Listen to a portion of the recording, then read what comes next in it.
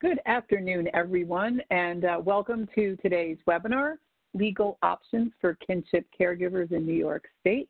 My name is Ann Kuppinger, and I'm here with Ryan Johnson from the New York State Kinship Navigator, and I want to welcome you to today's webinar. We're going to get right started because we've got a lot of content and we want to leave some time for questions. Just a few basics about webinar operation for those of you who are new to this. We have quite a few participants, so you've all been joined into the conference on mute, but we'd really like to hear your questions. So please chat your questions to the host.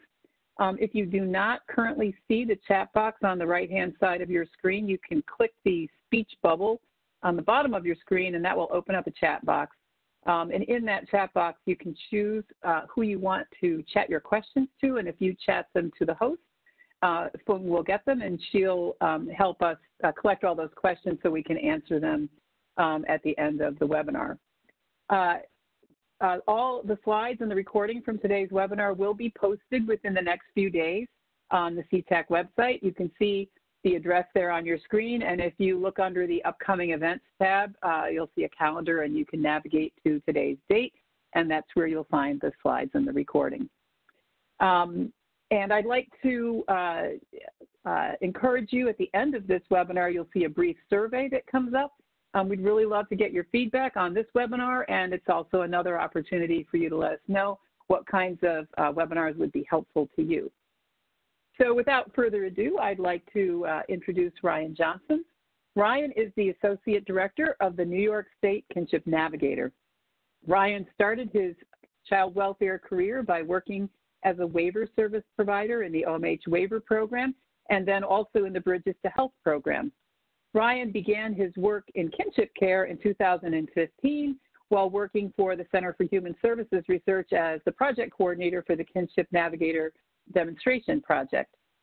He was then hired by the Navigator after that project ended and worked as the policy coordinator for the statewide KinCare Coalition, where his goal there was to really expand the use of kinship caregivers as a resource to OCFS and policymakers and families. Ryan leads the Navigator's Outreach and Virtual Case Assistance Program, a pilot project funded by the Children's Bureau aimed at serving caregivers with more personalized and intensive case management. So we just feel so fortunate to have had this great partnership with the Kinship Navigator and with Ryan in particular to bring us all this really useful, timely information to help you better support families who are involved in kinship care arrangements. And before I turn it over to Ryan, I just want to let you know that this is the third in a series of webinars, and the recordings for the first two are available on our website. So if you're coming to us and you feel like you might have missed those, they were really informative, and you can listen to those on a recording. And stay tuned for future announcements about a couple of other kinship-focused webinars we'll be doing. And with that, I'm going to turn it over to Ryan. Hang on one second. Phone, can you please hand Ryan the presenter ball because it's disappeared from my screen.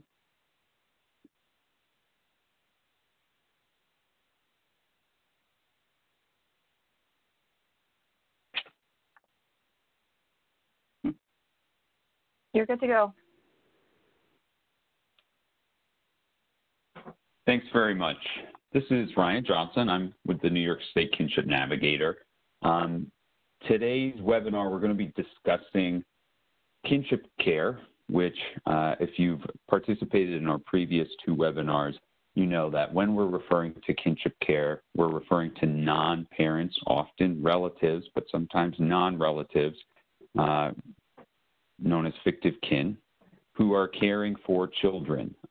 Oftentimes, this arrangement happens outside of the foster care system, outside of child welfare involvement.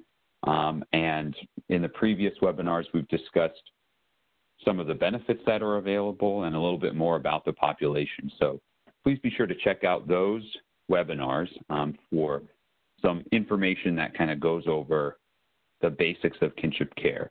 Today, we're going to be talking about the custodial arrangements that are available for kinship caregivers. It's complicated. I'm not going to try to, sugarcoat it. it's difficult not only for kinship caregivers to know what their legal authority is, to know what custodial arrangements they have, but it's complicated for professionals to parse out all the differences between the different kinds of custodial arrangements a kinship caregiver could have. So with that being said, we're going to dive in, but first I'm going to be talking a little bit about my program, the Kinship Navigator.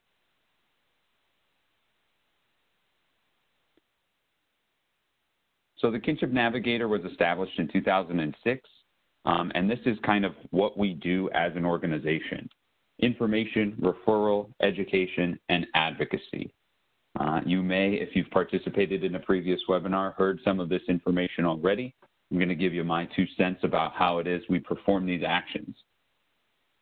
The primary task that the Kinship Navigator is tasked with doing is providing information on kinship care. The best way I can describe what a Kinship Navigator does is if you've ever had an opportunity to sign up for healthcare on the healthcare marketplace, and if you haven't done it, more power to you. But if you have done it or seen somebody do it, it's very complicated. You go through, there are multiple insurance options to pick from. They cost different amounts depending on the level of coverage. They're rated from bronze to silver to platinum to gold. There's all different options when you're going through trying to figure out what health insurance plan to buy. And if you were confused at any point, you're able to contact a healthcare navigator. That healthcare navigator's job was to help you understand, based on your health, what the best insurance option was for you, based on your level of income, what subsidies you were eligible for. Those types of navigators helped people sign up for health insurance. The Kinship Navigator helps kinship caregivers understand what their custodial options are, what their benefit options are. So we do the same kind of work that a healthcare navigator would do for someone signing up for healthcare. So that being said, information certainly is needed by many kinship caregivers and professionals, and our website hosts a lot of legal fact sheets. We call them legal fact sheets, but really what they are self-help tools. Professionals can use them when they're trying to help a caregiver understand the differences between something like custody and guardianship. A kinship caregiver can use them when they're applying for a benefit like public assistance.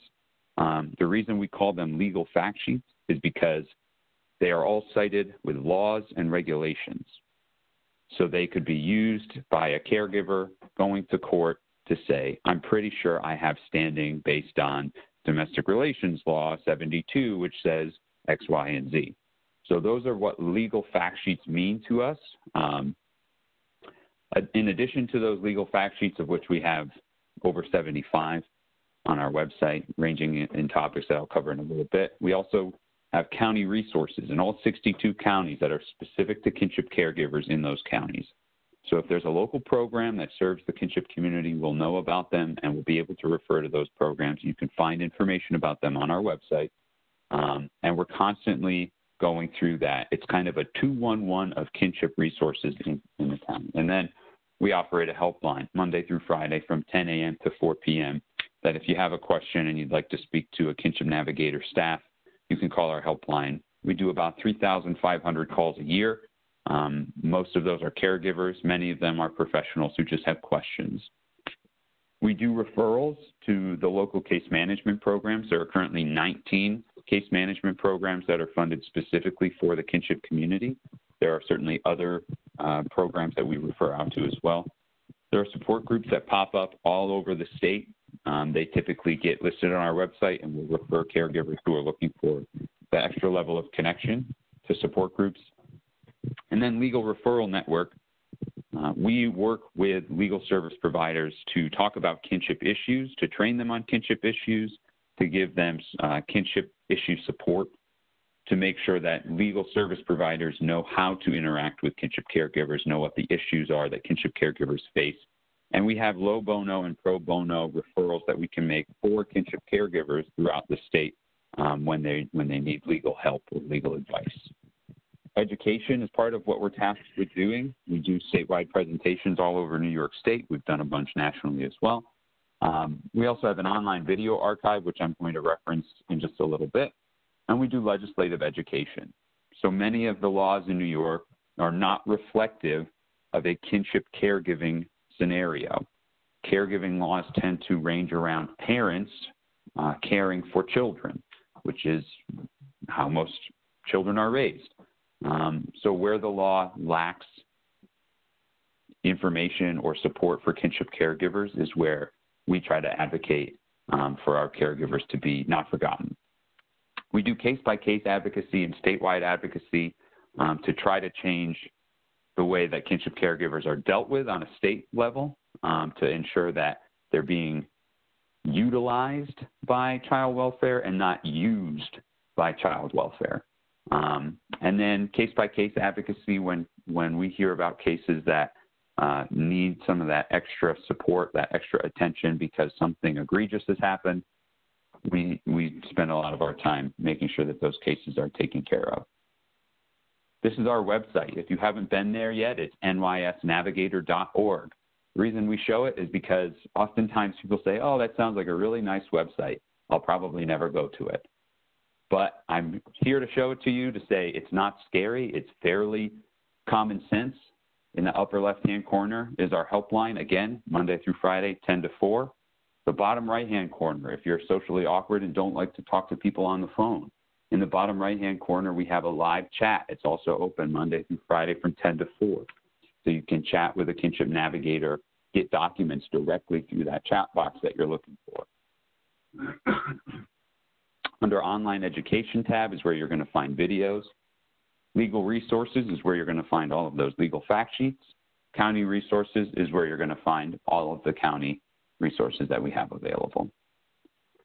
This is a picture of our legal fact sheets. So this is specific to public assistance and financial assistance for non-parent caregivers.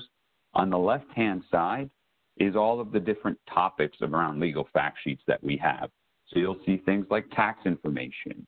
You'll see things like grandparents' rights around custody and visitation, some of which we'll be talking about today. You can see things about caregiving without going to court and designation forms. The page you're looking at right here has a page full of legal fact sheets related to applying for public assistance, including right there in the middle, the actual application for public assistance that you can download and fill out from home. The next page here is our county resource map. Again, if you have a general idea about where you live or the people you're serving, you can click on this map or you can click on the left-hand side to find resources for caregivers in your county. This is our online video archive. We call it an online video archive, and when I think of archives, I think of books upon books or videos upon videos, but at the present moment, this is the only video that lives on our online video archive. That being said, it's a very helpful and very popular video. It is 15 minutes about how to fill out a public assistance application. If you've ever tried to fill out a public assistance application, you know that it is long, 27 pages, complicated, lots of information, and if you're filling it out on behalf of a 5-year-old grandchild that's in your care, it's even more complicated. That being said, this video is 15 minutes of somebody literally filling out a public assistance form, and you can sit down and fill it out with the video. Useful tool for when you're trying to help caregivers fill out a video, or if you are a caregiver, to be able to fill out a public assistance application. When a caregiver calls the Kinship Navigator helpline, what we are attempting to do with them is ensure that they're connected to financial assistance. The last webinar that we had talked specifically about the different kinds of financial assistance that is available for kinship caregivers, depending on their custodial arrangement, which is what we're talking about today. So we're ensuring that they're connected to financial assistance, and that if they need legal assistance in either understanding their custodial options or petitioning the court, we have information available on our website to help folks petition for custody, for guardianship, whatever they might need. So we're checking on those two things specifically, and then helping them with whatever other needs that they've identified. Again, we partner with local kinship services and departments of social services to ensure that caregiver needs are being met on the ground level, because our organization is a virtual organization. We're a website, we're a helpline. We're not helping people in their home specifically. And certainly the centralized information database is a big part of what we do. Anne mentioned that the project that I currently lead is called Virtual Case Assistance. Many of you have probably heard of something called the Families First Prevention Services Act 2018. Changes child welfare as we know it. Changes the funding source for child welfare as we know it. As a part of the Families First Prevention Services Act, in addition to what it did around group homes, which is essentially disincentivized the use of group homes for children unless they absolutely need that service. We don't want to just be dropping kids off at group homes because we don't have a bed for them when they need to be removed. It also incentivized the use of preventive services, and preventive services are intended to keep children in their home with their parents or with a kinship caregiver who is struggling. So it provides Title 4E of the Social Security Act, which has traditionally been foster care money, provides that money available for those preventive services and can be used to keep kids in homes. And then the third thing that it did was provide funding for Kinship Navigator services to help support kinship caregivers keep kids safely in their homes without needing to come into foster care. There was an evidence-based requirement for those programs to meet in order to receive Title 4E funds. 0 Kinship Navigator programs in the entire country qualify for that because, like I mentioned, Kinship Navigator services are information and referral, not exactly evidence-based. So what we've done is we've developed a model called Virtual Case Assistance, which does a lot more hand-holding with caregivers within a 7-county catchment area that we've selected. That virtual case assistance is our normal service, except you're being assigned to a caseworker. We're working only in counties that have no on-the-ground help available for kinship families. The services that we're providing cover Warren, Washington, Saratoga, Albany, Schenectady, Rensselaer, and Onondaga. Now, if you're familiar with New York State geography, you'll say Onondaga is nowhere near the other ones. That's because I'm originally from Syracuse, and a lot of the work that we were proposing in this, we were already doing in Syracuse because of some connections that I had been able to make from my previous work there. That's how it got lumped in. That being said, folks that are calling from these counties are getting assigned to a virtual case assistant who is going to stay with that case for 6 months. So rather than calling a helpline in which you can kind of get one-off information and referral information, and we do follow-up in our normal service, but it's selective follow-up. It's not everybody. You're getting assigned to a virtual case assistant who is going to stay with you for up to 6 months for as much assistance as you need. That includes things like facilitated benefit applications and referrals, and extensive follow-up both from us and from our evaluator, which is the Center for Human Services Research. If that rings a bell, that's because Anne mentioned that I used to work there on a previous Kinship Navigator demonstration project a couple of years ago.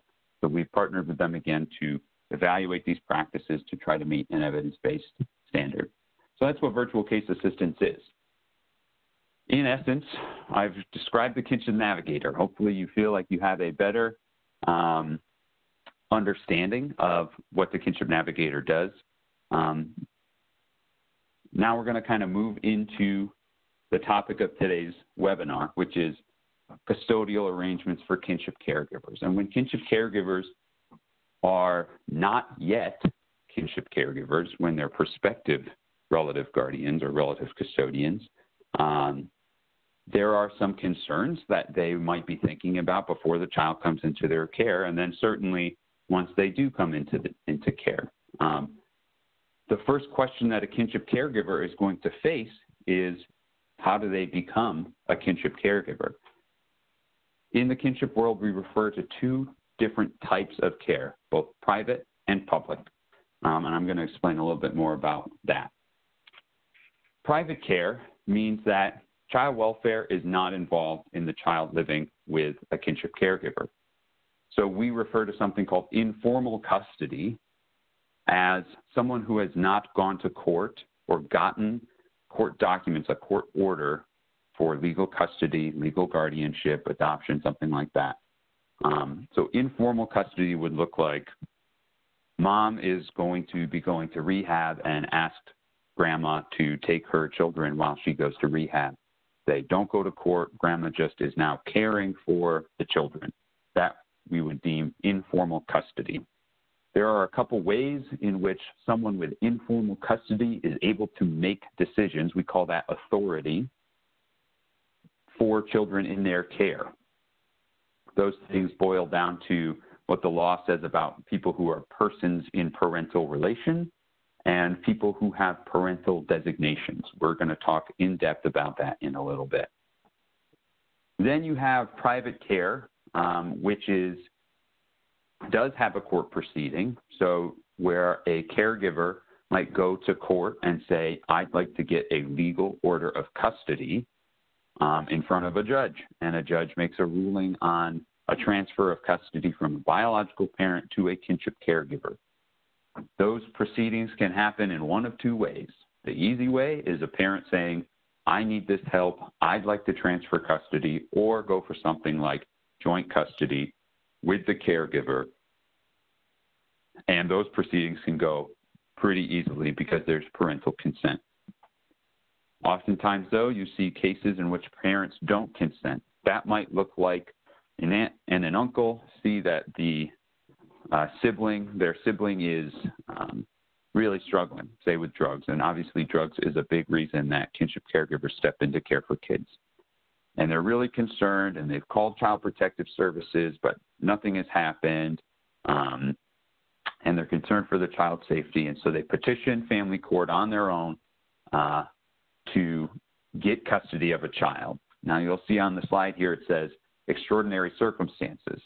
What that means is there are a lot of petitions for non-parents petitioning for children in family court.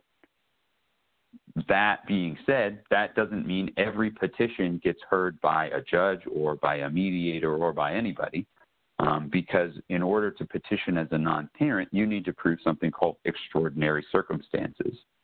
The best way to boil that down is you, the petitioner, the kinship caregiver, needs to be asking about or needs to be proving, why does this child not belong with the parent and instead belong with you? That is proving extraordinary circumstance. That's how you get to standing in a custody proceeding. Then we have public care. We refer to public care as child welfare has been involved. It may lead to private care, where child welfare is no longer involved. And we're going to kind of break down how child welfare involvement leads to different types of kinship caregiving.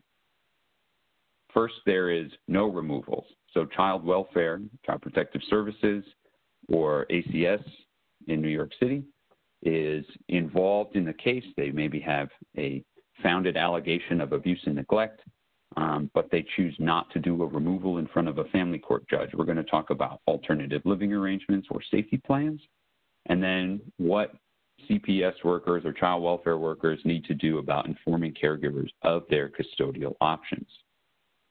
Then there's child welfare involvement that involves a removal or a court proceeding. So getting in front of a judge and having a judge order the removal of a child from that parent's home. So those look like abuse and neglect proceedings.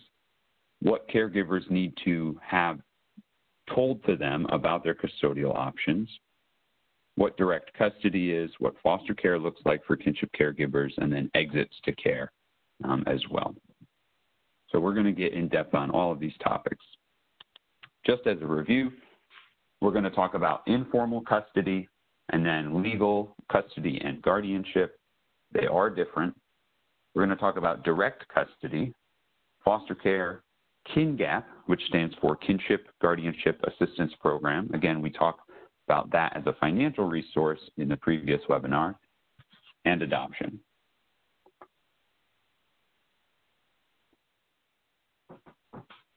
There are elements of care that in a caregiving arrangement come into play that are factors of caregiving. The first is that we'll talk about is recognition. What does the law say? What does the law call kinship caregivers, and what authority does it give those kinship caregivers to make decisions?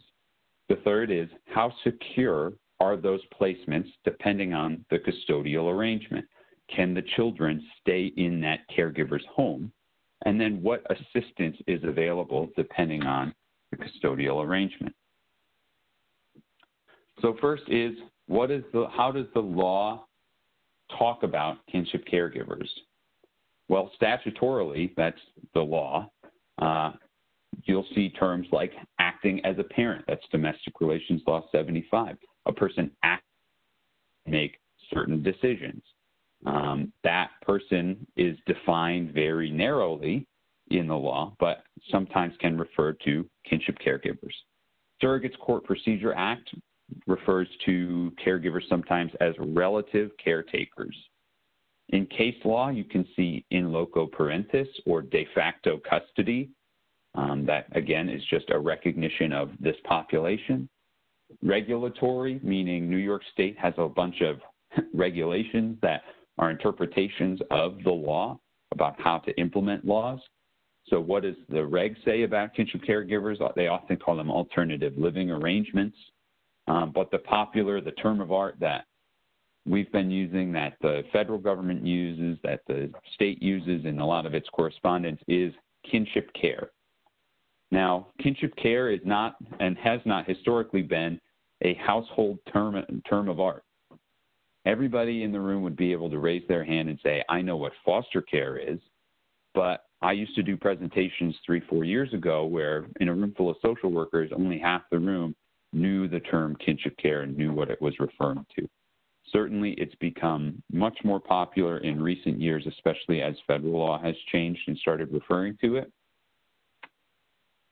But it's still difficult for caregivers to know what they are. Oftentimes, they are just thinking, well, I'm just Uncle Ryan caring for my nephews. Like, that's just who I am.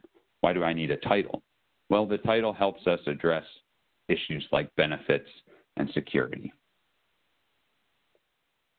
Authority, again, another aspect of caregiving that in a parenting situation, you're not necessarily thinking about what authority do I have to make decisions on behalf of my own kid. But when you're a non-parent, what authority do you have to make decisions like schooling and school enrollment, about taking the child to the doctor, or about accessing their records? And we're going to talk a little bit more in depth about authority in each of these custodial arrangements. Third is security. So sometimes a caregiver will get a child in their care, and it might have been a battle with the parent who was refusing to acknowledge that they needed assistance, or refusing to acknowledge that the child was being abused or neglected in some way. And a caregiver is finally given a child either via a court order, or the parent, allows the caregiver to become a resource for a time. Well, can the kid stay? Certainly, caregivers are interested in ensuring child safety and stability. Sometimes parents tend to move a lot if they have a chronic homelessness. So kids are being transferred from school to school to school. And if a child has an opportunity to stay in one place and experience that security with a caregiver, that can be a really positive and healthy thing for a child's development. But can the child stay if a parent decides to come back into the picture? That's a question we get from caregivers all the time. I'll talk a little bit more in depth about it, but surmise it to say that if you do not have a court order of custody or guardianship, then your placement is at risk. It's just the reality that a parent can come back at any time and say, give me the kid, and they'll be able to get the kid. If you have a court order, it certainly gives you more protection as a caregiver. There will need to be a change in circumstance that a parent would need to prove for a judge to make that decision. And then certainly there's questions around child welfare. If you become a foster parent, technically speaking, the county has custody of the child, and you, the kinship foster parent, are considered a subcontractor to care for that child. Now, yes, you might be grandma or grandpa, but you're also a subcontractor of the county, which means the county has decision-making authority. Can a kid stay in your home if you are the foster parent and the county has decision-making authority and they don't like you as a caregiver? Certainly there's questions around that, and there's questions around ensuring that kinship foster parents have their voices heard, and we'll talk a little bit more about that too. The last piece of the caregiving arrangement that is concerning is what assistance is available. So again, in the previous webinar, we spoke at length about financial assistance and access to and types of benefits, as well as other resources. So we talked more about foster care. We talked about kinship local services, and I'll be briefly referencing those again here today. So this is we'll be going through multiple pages that look like this, is intended to be a flow chart. So this is referring to private, no child welfare engagement. So we're talking about 189,000 children in private custodial arrangements, meaning that child welfare is not involved in the placing of that child in one way or another. That's a lot of children in New York State that are in private custodial arrangements. We're going to talk about a parental designation. We're going to talk about that terminology, person and parental relationship, and parental affidavit, and how those aspects of not having a court order give people authority and security. So if you have what we've deemed informal custody, again, no court order, what's your authority look like? What decisions are you able to make? Well, schooling is as a question. Caregivers who do not have a court order are technically allowed to enroll children in school. All they need to do is show that they've assumed care and control, can prove that the child lives with them, and that the child intends to remain with them. You can find information on that regulation in the citation there. That doesn't mean that all school districts are the same. And maybe you're working with a caregiver or are a caregiver who has had difficulty enrolling a child in school. And you say, that's not true in our school district. Well, you're right. We have spoken to the Department of Education, Student Support Services, many others involved in school enrollment. And despite the regulation being what it is, caregivers often face issues in enrolling children in school if they do not have a court order. Oftentimes, those cases need to go to a fair hearing. If a caregiver has been denied enrolling their child in school, a fair hearing means that the child is not going to go to school until that has been resolved. It can be really difficult for caregivers who are just trying to provide an education for the children in their care. Caregivers can make schooling decisions in certain circumstances. So again, that's where the definition of person and parental relationship comes into play. So if you've successfully enrolled the child in school and are trying to be responsible for their educational decisions, like can they go on a field trip, some school districts are more lenient about the definition of someone who's a person in parental relationship, as opposed to others who say, no, we need a parent or a guardian or someone with a legal order of custody to be able to make these decisions for children. It varies from school district to school district. What about medical decision making? Well, a caregiver may make certain medical decisions. So immunization is one. So public health law, again, talks about persons in parental relationship may immunize. Now, again, that is certainly a tricky topic these days, unfortunately, and we're working on solutions for caregivers who are trying to make those types of medical decisions for children in their care. Suffice it to say that you don't often see immunizations happening from caregivers without a court order of custody. And then emergency care. So the Good Samaritan law would cover emergency care. In fact, you don't need anybody if a child is at risk of death or serious injury. Nobody needs to make the call on that. A doctor is able to just go ahead and work on a child. If the caregiver can't be located or a parent can't be located, they're covered under the Good Samaritan law. But routine medical, not technically covered if you're an informal caregiver. Again, I can hear many people saying, well, I'm an informal caregiver and I've brought my child to the doctor and they've let me make that decision. If that's the case, great, because someone needs to make those medical decisions for that child. And if a doctor's office is saying no problem, that's fine. But technically speaking, you don't have the statutory authority, meaning the law, behind you to make those decisions. So there is some risk involved. People with informal custody cannot access records, which can lead to issues in applying for public assistance. If you don't have a Social Security card or a birth certificate for a child and you're trying to apply for public assistance and you don't have a court order, it can be a barrier to applying for those things because that is part of the process for applying to public assistance. And like I mentioned, security. If you don't have a court order, a parent can come back at any time and take that child. Here's an example of no court order security going wrong. So we had a caregiver in St. Lawrence County whose sister lived in Texas. Her sister was struggling with drugs, battling with homelessness, and had 3 kids, and said to her sister in St. Lawrence County, "You're in New York, will you please take the kids? I just need to get on my feet. I need some help." So the sister flew down to Texas, took the kids back to St. Lawrence County, and started in on all of these issues, right? It's informal custody. She's trying to enroll children in school and make medical decisions and get, dentist appointments set up, and she's facing a lot of these hurdles. So she goes to family court in St. Lawrence County and says, I need custody to start making all these decisions for kids while my sister is half a country away battling addiction. Well, the family court says, well, we don't have jurisdiction over the case until the children have lived here for 6 months.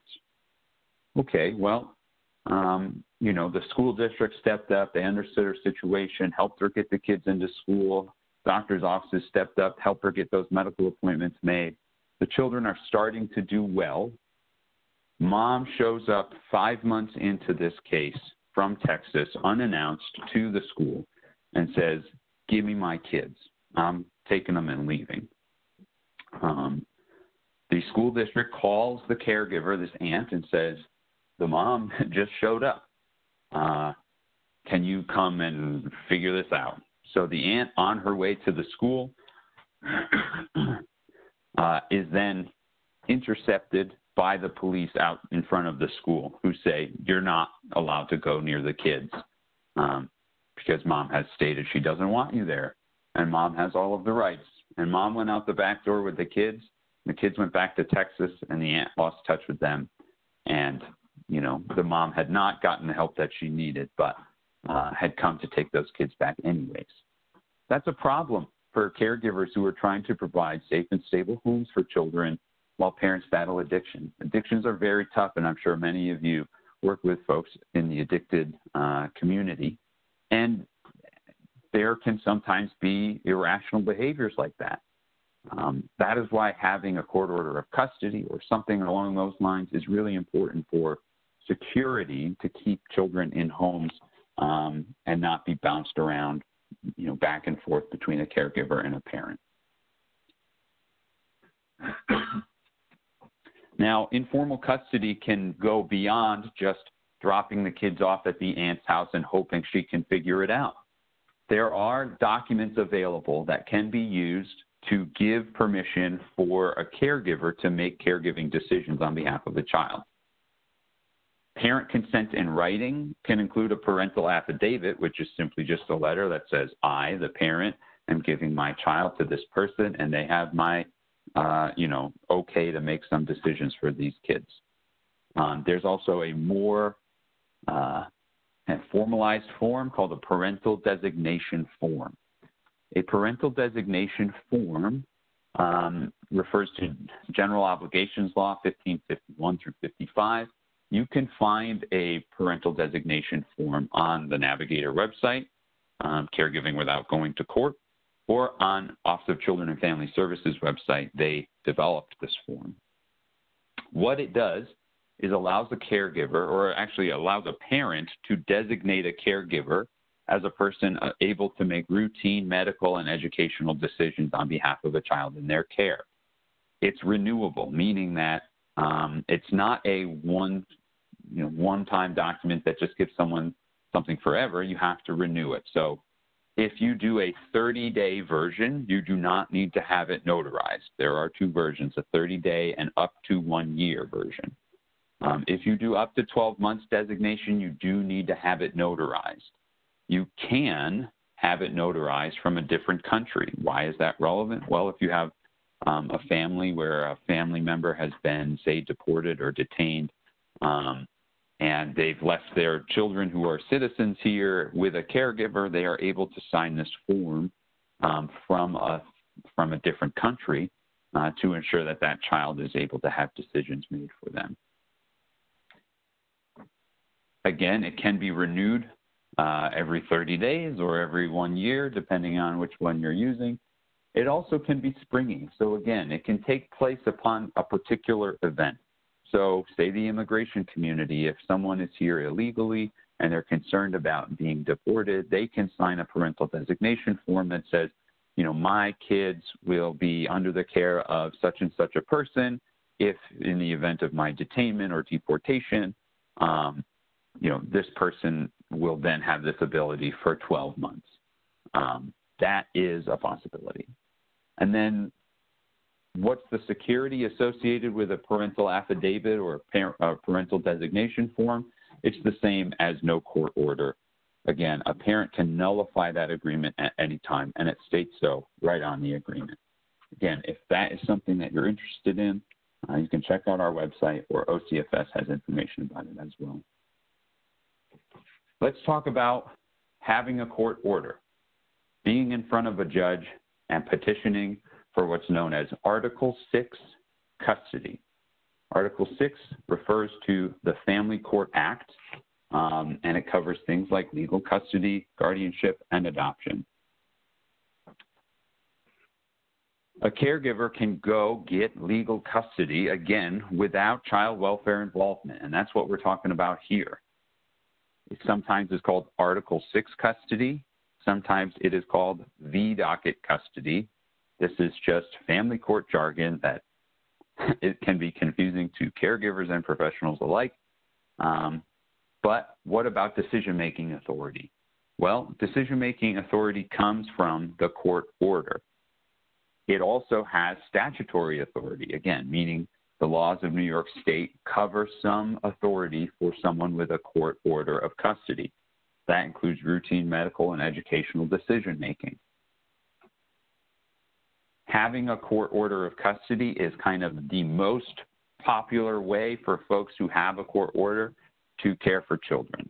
Tends to be the easiest way to go in front of a judge as opposed to a guardianship petition.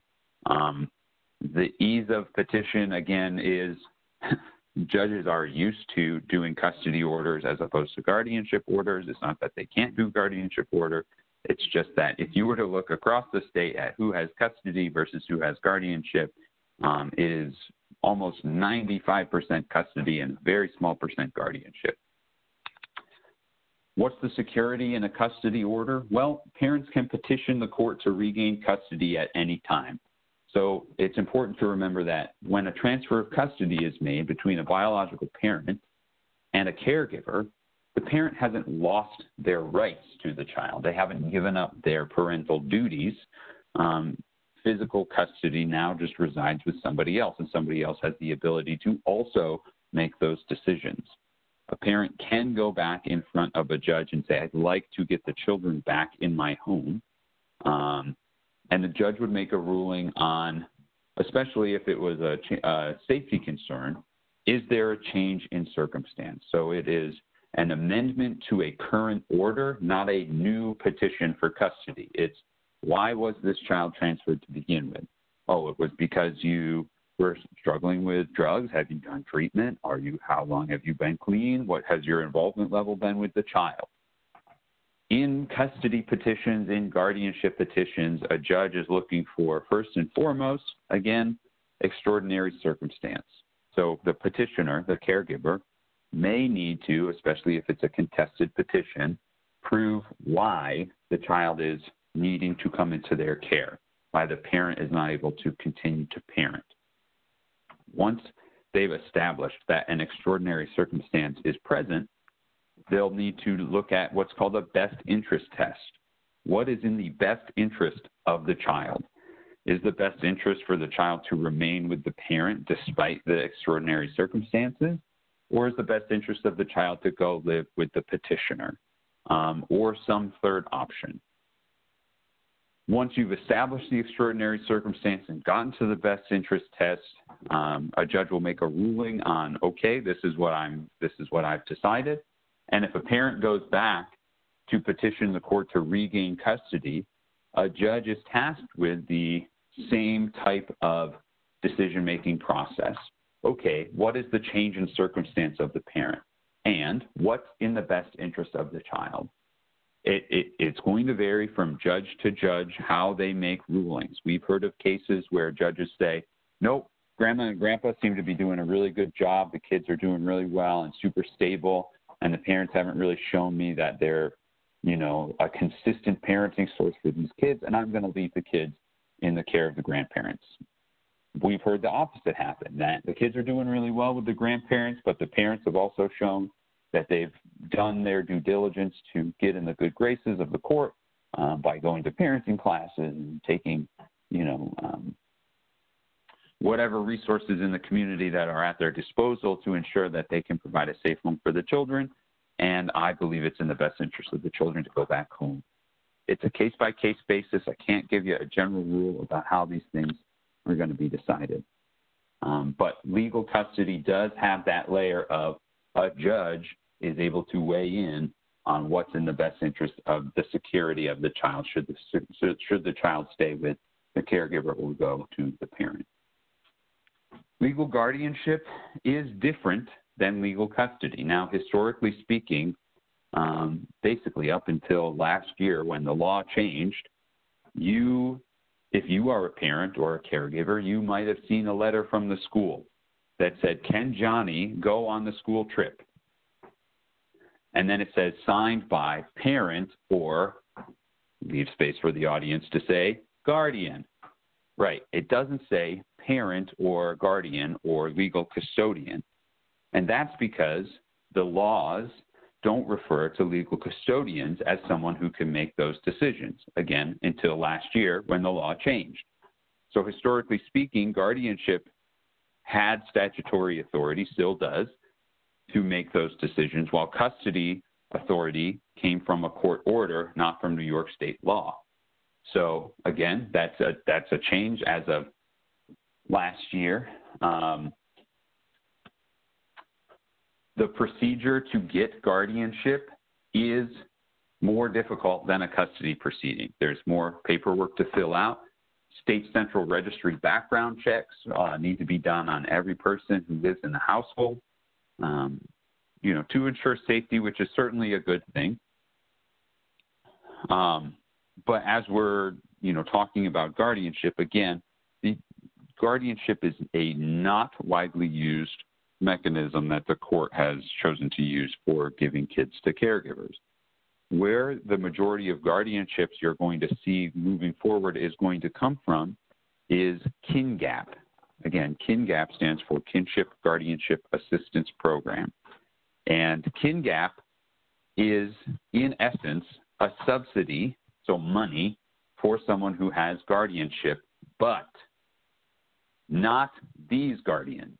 So these guardians have not gone through foster care. You can petition for legal guardianship without any involvement from the child welfare system. So not every person who has guardianship is eligible for a KinGAP subsidy. Only caregivers who are foster parents first are eligible to get a subsidy when they leave foster care into a guardianship arrangement. It's an important distinction that often gets lost in the weeds.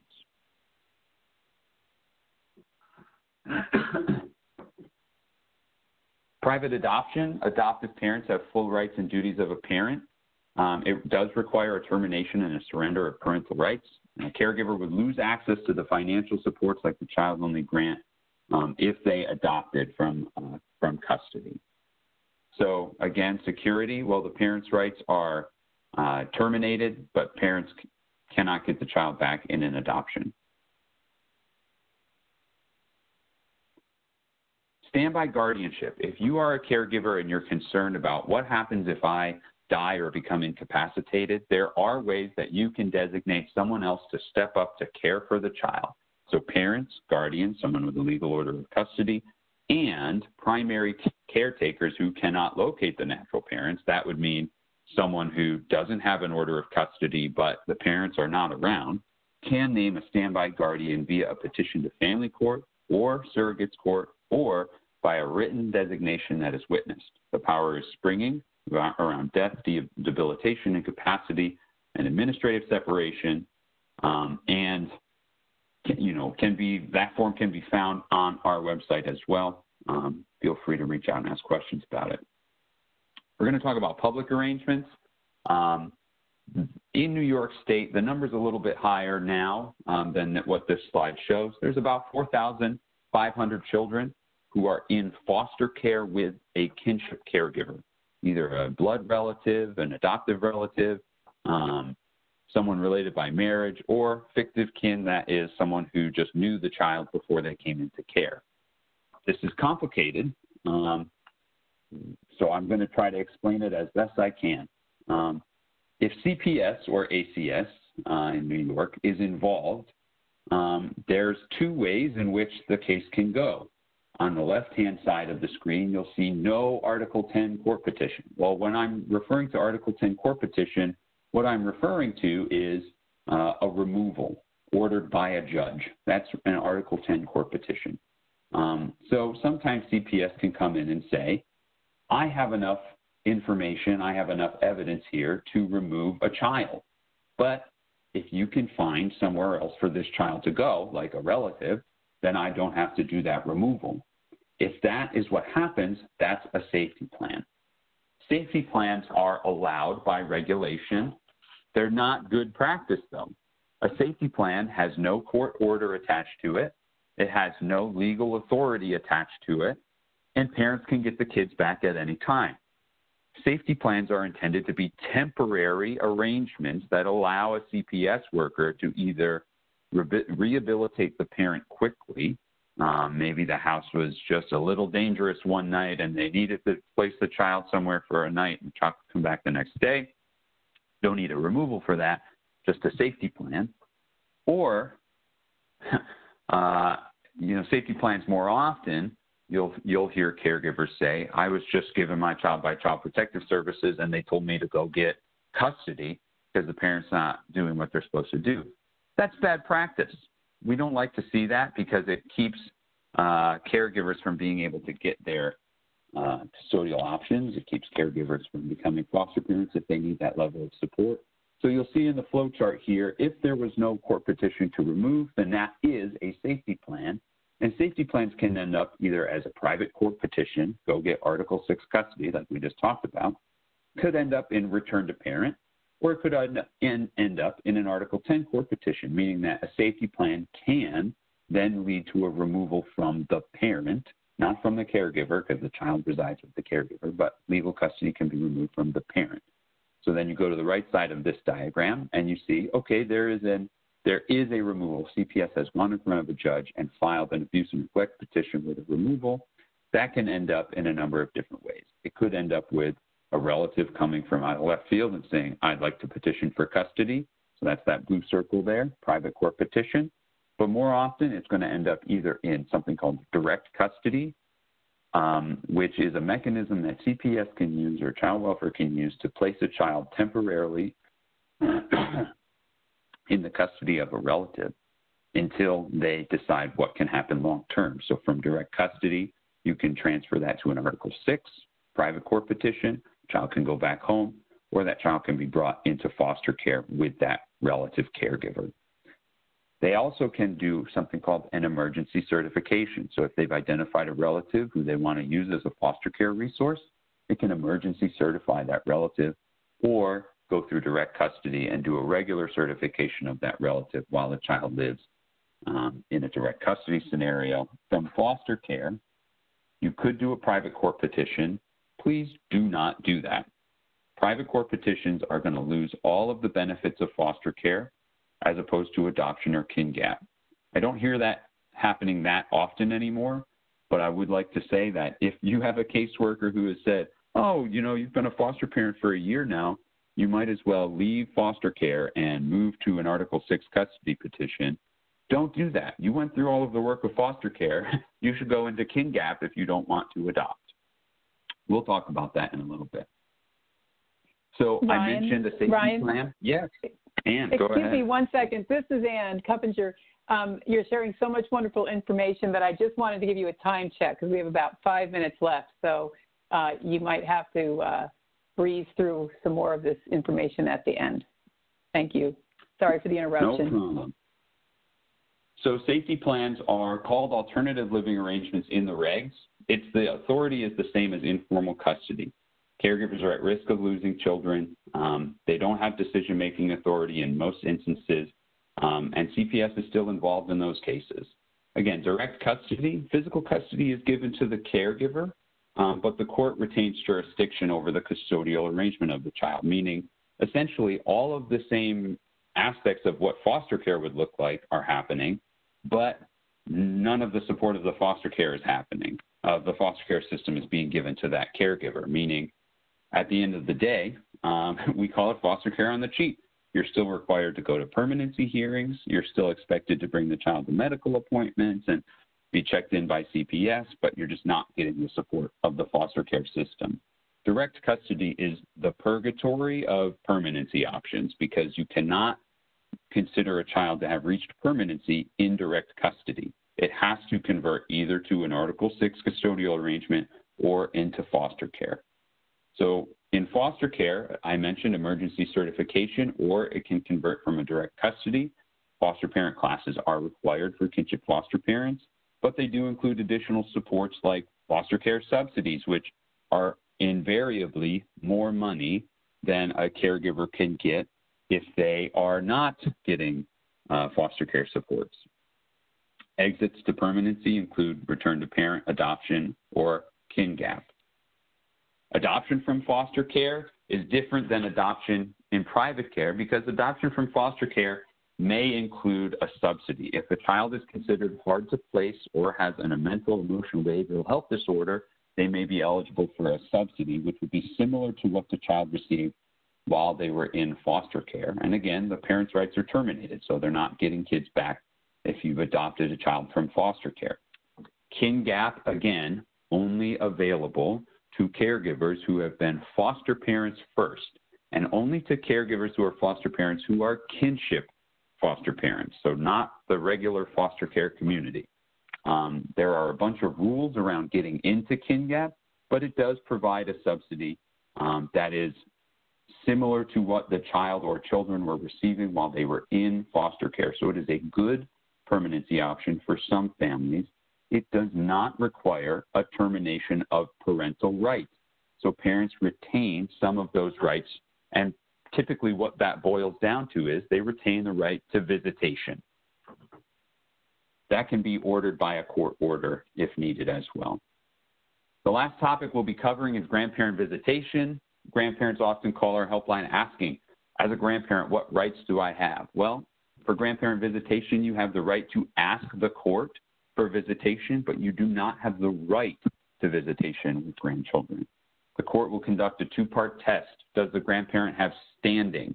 Meaning, what is the relationship of the grandparent with the child, and would it be in the best interest of the child to continue that relationship with the grandparent? So while grandparents often ask us this question, they don't have the right to visitation, but they have the right to petition for visitation. There's a lot of information available out there. If you're interested in learning more, certainly refer caregivers to us using our permission to contact procedure, which we've talked about on a previous webinar. You can join the KinCare Coalition. We have our website listed here, kincarecoalition.org, if you'd like to receive email updates about kinship law or what's going on in the kinship world. We do send out emails, and you can sign up for that on the website. And September 16th, we're celebrating Kinship Care Month. That gets passed every year in New York State's legislature. This is the contact information. And do I have time to answer these three questions? Yes, Ryan, why don't you go ahead? If people need to leave, they can leave, but we have just a couple questions, and I'd love for you to take a second to answer those. So why don't you take a look at those? And I'll just show people there's an announcement that of some upcoming CTAC events. You can see those when we post the slides. That's our CTAC contact information. But go ahead, Ryan, and just handle those couple of questions, please. Thank you. So the first question is, can a biological parent make educational and medical decisions for a child while they are in Article 6 custody? Presumably that means in Article 6 custody with a kinship caregiver. If so, who has higher authority if there's conflict between a parent and custodian? So in an Article 6 custody order, a judge will be giving certain decision-making abilities to the person they're giving custody to. So if, for instance, the grandparent has an order of custody that says they can make a medical decision, that grandparent has the right to make that medical decision for the child. They don't need to call up the parent to say, I'm bringing them to the doctor for the flu shot. The grandparent has the right if that court order states that they have that. Second question is there a mechanism to terminate parental rights so a child can be adopted when a child is not in foster care? Yes, there is. The bar is high to do so. You will need a lawyer, and lawyers cost a lot of money. And if a parent is fighting it and they're not voluntarily giving up their parental rights, the bar can be fairly high. If you are considering adopting, there are certainly ways to do so outside of foster care. But foster care makes it a lot easier because it takes the burden off you, the caregiver, and puts the burden on the county to show why the parent's rights need to be terminated. The last question is, why do we select the 7 counties for virtual case assistance?